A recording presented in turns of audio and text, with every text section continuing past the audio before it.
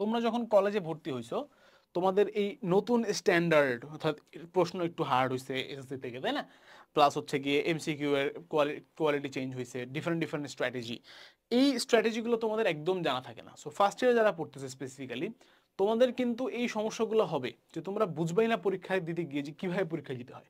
পরীক্ষা দিতে গিয়ে তোমরা আসলে এতটাই প্রবলেম ফেস করবা যে অ্যাকচুয়ালি তুমি পরীক্ষায় তুমি যা পারো তাই তুমি অ্যান্সার করে আসতে পারবে না, কারণ তোমার এক্সাম দেওয়ার অভ্যাস নাই। তুমি লাস্ট এক্সাম দিয়েছো এসএসসি এক্সাম, যেটা একদম সোজা একটা এক্সাম ছিল, হুট করে তোমাকে কলেজের একটা এক্সামে ফেলে দেওয়া হয়েছে। তাই এক্সাম দেওয়ার অভ্যাস গড়ে তুলতে হবে। সেটা হতে পারে কোনো কোচিং সেন্টারে এক্সাম, কোনো প্রাইভেট স্যারের কাছে এক্সাম, কিংবা বাসায় বসে এক্সাম, কিংবা কিউজি টেস্টের এক্সাম। আমাদের কিউজি টেস্টে কিন্তু প্রত্যেকটা সাবজেক্ট ওয়াইজ এক্সাম আছে, এবং প্রত্যেকটার দাম হচ্ছে মাত্র 49 টাকা। এটা কোনো টাকাই না, আমি বিশ্বাস করি। 49 টাকা একটা, এখন কি 5 পিস 10 পিস বেলপুরি খাইতে গেলেও তোমার 49 টাকা লাগবে। এক প্লেট ফুচকার দাম এর থেকে বেশি, ঠিক আছে? তো এক প্লেট ফুচকার থেকে কম টাকায় তুমি সাবজেক্ট ওয়াইজ এক্সামের ব্যবস্থা আছে, এবং চ্যাপ্টার ওয়াইজ এক্সামের ব্যবস্থা আছে। সো তুমি যেই যে চ্যাপ্টারের উপর পরীক্ষা কলেজে, সেই চ্যাপ্টারের উপরে কিউজি টেস্ট এক্সাম দাও না, অটোমেটিক্যালি তোমার প্রিপারেশন বেটার হবে, তাই না? আমাদের সময় এটা ছিল না, থাকলে খুব ভালো হতো। আমি অবশ্যই